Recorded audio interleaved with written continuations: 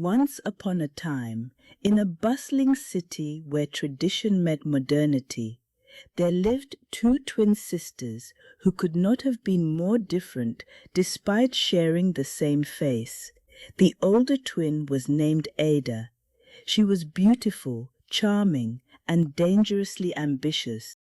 Ada had smooth dark skin that glowed like polished mahogany, sharp intelligent eyes that missed nothing, and a smile that could convince anyone of anything. She dressed in expensive clothes, spoke multiple languages fluently, and carried herself like royalty. Ada believed the world owed her everything simply because she was beautiful. The younger twin, born just 7 minutes later, was named Adana. She had the same face, the same skin, the same eyes. But where Ada was loud and demanding, Adana was quiet and humble. Where Ada chased wealth and status, Adana valued kindness and honesty. Adana lived simply in their family's village compound, helping their aging parents with the farm, teaching children in the local school, and caring for anyone who needed help. Their father, Papa Obi, was a retired teacher who had spent his life serving the community. He was not rich, but he was deeply respected. Their mother, Mama Obi, was a gentle woman who loved both her daughters equally, though she worried constantly about Ada's obsession with money and status. Ada had left the village years ago. She lived in the city, working as a receptionist in a luxury hotel, spending every naira she earned on designer clothes and a lifestyle she could barely afford. Adana never left. She wore simple traditional wrappers, tied her natural hair in neat cornrows, and found joy in the small things. The two sisters rarely spoke anymore. Their paths had diverged too far. One afternoon, Papa Obi received a formal letter delivered by a well-dressed messenger. The envelope was thick, cream-colored, and sealed with red wax. Papa Obi opened it carefully, his reading glasses perched on his nose. His eyes widened as he read. Mama Obi looked up from her cooking. "What is it?" she asked. Papa Obi cleared his throat and began reading aloud. "Dear Mr. Obi, I am writing on behalf of my son, Mr. Chukwudi Namdi, a successful businessman based in Lagos. Through a mutual friend, your daughter Adana has been recommended as a woman of good character, humility, and strong moral values. My son is seeking a wife who embodies these qualities. If you are agreeable, we would like to arrange a meeting. Respectfully, Chief Namdi." Mama Obi dropped her spoon. "Adana, someone wants to marry our Adana?" Papa Obi smiled gently. "It seems our daughter's good reputation has traveled farther than we knew." Attached to the letter was a photograph of Chukwudi Namdi, 35 years old, tall, handsome, confident. He stood in front of a luxury car, dressed in an expensive agbada. The background showed a mansion with gleaming gates. Mama Obi's hands trembled. "This man looks very wealthy." They called Adana inside. When Adana saw the letter and the photograph, her face flushed. "Papa, I do not even know this man. That is what the meeting is for," Papa Obi said kindly. "You do not have to agree to anything, but at least meet him." After a long moment, Adana agreed. "I will meet him." The meeting was arranged for 2 weeks later, but news travels fast in small villages, and Ada heard everything. Ada was in her small apartment in Lagos when her cousin called. "Ada, have you heard your sister Adana is getting married, and not just anyone, a millionaire. Chukwudi Namdi, they say he owns 3 companies." Ada's hand tightened around her phone. "What?" Ada hung up, her mind racing. Her quiet, boring, village-living sister was about to marry a millionaire. No, absolutely not. Ada had spent years chasing wealth, sacrificing everything for it. And now her simple sister was about to marry into wealth without even trying? It was not fair. Ada stared at her reflection in the mirror. She and Adana were identical. Same face, same voice, same everything. An idea began to form, a terrible, brilliant idea. What if she went to the introduction instead of Adana? What if she pretended to be Adana? The family had not seen her in years. Chukudi had never met Adana. No one would know. She could marry the millionaire. She could have the life she deserved. Ada smiled at her reflection. It was decided. 2 weeks later, the Namdi family arrived at the Obi compound in a convoy of luxury cars. Chief Namdi was an imposing man in his 60s, dressed in a rich burgundy agbada with gold embroidery. His wife, Lolo Namdi, was elegant and sharp-eyed. And then there was Chukudi. He stepped out of the lead car, tall and commanding, in a cream-colored agbada. Handsome, confident, wealthy. Everything Ada had ever wanted. Papa Obi and Mama Obi welcomed them warmly. "We are honored by your visit," Papa Obi said humbly. Chief Namdi smiled. "The honor is ours. We have heard wonderful things about your daughter." "Where is she?" Lolo Namdi asked. Mama Obi gestured toward the house. "She is inside. Let me call her." But before Mama Obi could move, the door opened, and Ada stepped out. She was breathtaking. She had dressed carefully, a stunning royal blue traditional wrapper with gold threading, her hair styled in intricate braids adorned with gold beads, her makeup subtle but perfect. Mama Obi froze. "Ada?" But Papa Obi, whose eyesight was not sharp, saw only his daughter's face. "Adana, my dear, come greet our guests." Ada smiled sweetly. "Yes, Papa." Chukudi's eyes locked onto her. He stood straighter, clearly impressed. Chief Namdi nodded approvingly.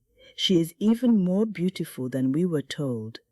Ada moved gracefully, greeting each elder with perfect respect. "It is an honor to meet you all," Ada said softly, playing the role perfectly. Chukudi extended his hand. "The honor is mine." Their eyes met. Ada smiled, and just like that, the trap was set. Inside the house, hidden in the back room, Adana sat in shock. She had just returned from the market when she saw the luxury cars. Confused, she entered through the back door, only to hear voices. Her mother's voice, "Ada," her father's voice, "Adana, my dear, come greet our guests." Adana peeked through the curtain and saw her sister pretending to be her. Her heart pounded. What is Ada doing? She wanted to run out, to stop this, to tell everyone the truth. But something held her back, shock, confusion. So Adana stayed hidden, watching as her sister stole her introduction. The meeting went perfectly. Ada answered every question with grace. She served food with humility. She played the perfect village bride. Chukudi was completely captivated. "Your daughter is extraordinary," he told Papa Obi. "Exactly the kind of woman I have been searching for." By the end of the visit, it was decided. Chukudi wanted to marry Adana, or so he thought. The wedding would take place in 3 months. As the Namdi family prepared to leave, Chukudi approached Ada privately. "I cannot wait to make you my wife," he said softly. Ada smiled, her heart racing with victory. "Nor can I." She had done it, and no one suspected a thing, except Mama Obi. That night, after the guests had left, Mama Obi confronted Ada in the kitchen. "Ada, what have you done?" Ada's smile did not waver. "I do not know what you mean, Mama. Do not lie to me. I know my own daughters. You are not Adana." Ada set down the plate. "Does it matter? He chose me. He wants to marry Adana, and I am Adana's twin. We are the same." Mama Obi's voice shook. "You are not the same. Adana has a good heart. You are being led by greed." Ada's expression hardened. "Mama, Adana does not even want this life. But I want more. I deserve more. And what about your sister? She will be fine. She always is." Mama Obi stared at her daughter, heartbroken. "If you do this, Ada, it will not end well. Lies always come to light." Ada turned away.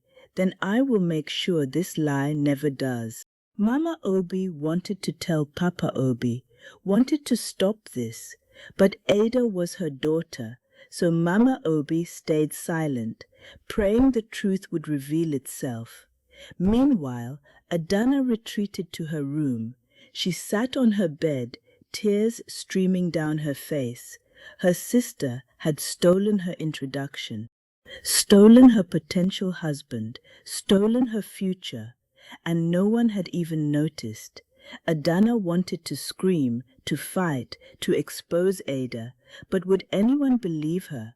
Ada was more confident, more polished, so Adana buried her face in her hands. She prayed, she wept, and she waited.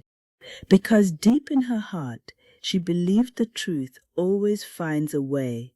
The following 3 months passed quickly. The bride price was paid. Ada moved to Lagos early, into Chukwudi's mansion. It was everything she had ever dreamed of: marble floors, crystal chandeliers, expensive cars, staff to attend to her every need. Chukwudi showered her with gifts: diamond jewelry, designer clothes, expensive perfumes. Ada accepted everything with a sweet smile, playing the grateful village girl. But inside she was calculating. This was just the beginning. The wedding was planned for the end of the month. 500 guests, a luxury venue, champagne flowing. Chief Namdi spared no expense. But as the wedding approached, Chukwudi started noticing things. The woman he was about to marry was different from what he expected. She was demanding, dismissive of the staff, carelessly spending money. She treated his housekeeper harshly, snapping at her for minor mistakes. "This is so much better than that dusty village," she would say. "I cannot believe I lived there for so long." Chukwudi tried to dismiss his doubts. "Perhaps she is just adjusting," he told himself. But something felt wrong. One evening he decided to test her. "Adana, I was thinking we could visit your parents next weekend." Ada's smile froze. "The village? Why?" "I want to spend time with your family." Ada's mind raced. She could not go back. Adana was there. The truth would be exposed. "Darling, there is so much to prepare for the wedding. After the wedding we can visit." Chukwudi nodded slowly, but his doubts deepened. Back in the village, Adana had made a decision. She could not let this continue. Her sister was deceiving a good man. She confided in her childhood friend, Obina. Obina listened in shock. "This is madness. You have to expose her." "I tried to speak," Adana said, "but Ada convinced them I was jealous." "Then we need proof," Obina said firmly. "We go to Lagos, we go to the wedding, and we expose her in front of everyone." Adana's heart pounded. That would be public humiliation. Obina took her hand. "Your sister is stealing your identity and his trust. This is about what is right." Adana closed her eyes. Then she nodded. "We will go to Lagos." The wedding day arrived. The venue was spectacular, a luxury hotel ballroom transformed into paradise with white flowers, gold accents, crystal decorations. 500 guests filled the space. Chief Namdi and Lolo Namdi sat at the high table, beaming. Papa Obi and Mama Obi sat nearby, overwhelmed by the grandeur. Mama Obi's heart was heavy with guilt.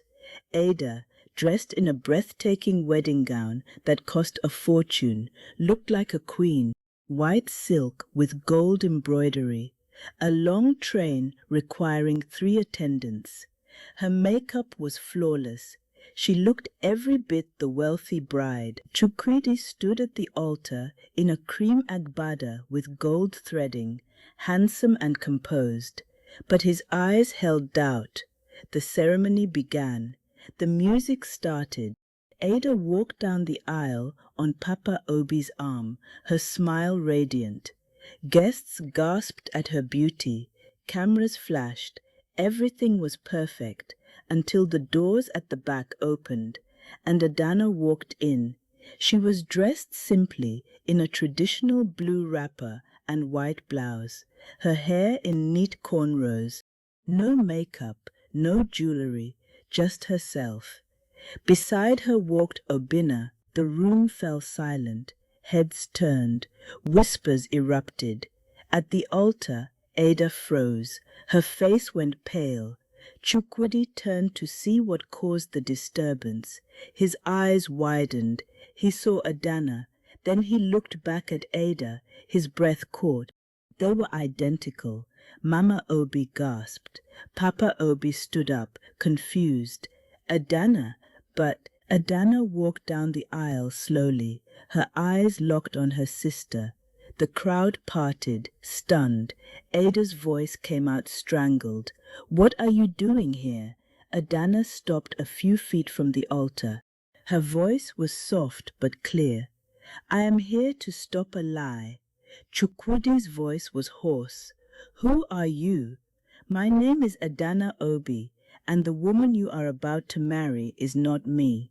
She is my twin sister, Ada." The ballroom erupted. Chief Namdi stood up, his face dark with anger. "What is the meaning of this?" Papa Obi stumbled forward. "Adana, is that really you?" "Yes, Papa, it is me, the real Adana."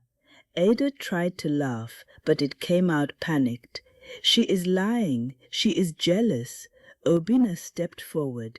"If she is lying, then let us verify." "Chief Namdi, you received a letter recommending Adana from Pastor Emeka, yes?" Chief Namdi nodded slowly. "Yes." "Then call Pastor Emeka now. Ask him which sister he recommended." Chief Namdi pulled out his phone with shaking hands. He dialed. "Pastor Emeka, this is Chief Namdi. The girl you recommended, can you describe her?" He listened. His face changed. "She is quiet, humble, teaches children, never left for the city." He looked up at Adana, then at Ada. "Thank you, Pastor." He hung up. The silence was deafening. The woman Pastor Emeka described matches her. He pointed at Adana. "Not you." He pointed at Ada. Ada's face crumbled. The game was over. "So what if I am Ada?" she shouted. "He chose me. He fell in love with me. We are the same." Adana's voice cut through. "We are not the same, Ada, and you know it." Chukwudi stepped down slowly, looking between them. For the first time he truly saw. Ada's eyes held calculation, desperation. Adana's eyes held pain, but also honesty and strength. He turned to Ada. "Why?" His voice broke. "Why did you lie?" Ada's mask fell. Tears streamed down her face. "Because I deserve this life. I have worked for years and have nothing." She pointed at Adana. "She did nothing and was handed a millionaire. It was not fair." Chukwudi stared at her, heartbroken. You thought you deserved wealth, but you never deserved trust. And that is worth more than all the money in the world. He turned to Adana. I am sorry, you were the one I wanted to meet, and she stole that from both of us. Adana looked at him. I do not blame you. You were deceived. Chief Namdi's voice boomed. This wedding is cancelled. Ada, you will leave my son's house immediately. Everything you took, you will return. Ada looked around. 500 guests stared with contempt. Her parents looked heartbroken. Her sister looked sad, and the man she tried to trap looked at her with nothing. She had lost everything. Ada turned and ran from the ballroom, her wedding gown trailing behind her. The room remained silent. Then Papa Obi walked to Adana and pulled her into his arms. My daughter, I am so sorry. Mama Obi joined them, weeping. Forgive us, my child. Adana held them both. You did not fail me. Ada made her own choices. Chakudi approached slowly. Adana, I do not know what to say. Adana turned to him. She saw genuine remorse. You were looking for someone honest, someone humble. He nodded. Yes. Then perhaps we should start over, properly this time. No lies, just truth. Chakudi's eyes widened. You would still consider. I do not know you, and you do not know me, but if you are willing to truly know each other without deception, then perhaps something real could grow. Chakudi smiled genuinely. I would like that very much. 6 months later, Adana and Chakudi stood at the same altar, but this time everything was different. This time the bride was genuine. The love was real, the trust was earned. Adana wore a simple but elegant wedding dress. Chagudi looked at her with real love, built on honest conversation and shared values. And in the back row sat Ada. She had returned to the village after the scandal, humbled and broken. But slowly she had started to rebuild, not with lies, but with honesty and hard work. Adana had invited her. Please come. You are still my sister. I do not hate you. I hope you can find your way back. As Adana and Chukudi exchanged vows, Chukudi spoke. I promise to see you, not your face, not your status, but you, your heart, your truth. Adana smiled through tears. And I promise to never hide who I am, to give you my truth and my whole heart. They kissed, the room erupted, and in the back Ada wiped away a tear, not of jealousy, but of understanding. She had chased an image, a fantasy, a lie, and it cost her everything. But Adana lived in truth, and truth brought real love, real peace. The lesson was clear. You can wear someone else's face, someone else's name, someone else's life, but you can never wear their character. And in the end, character is all that matters, because beauty fades, wealth disappears. But who you are deep inside, that is what lasts. That is what people remember. That is what builds a life worth living. And perhaps one day Ada too could find her way back to truth, one choice at a time, one honest moment at a time.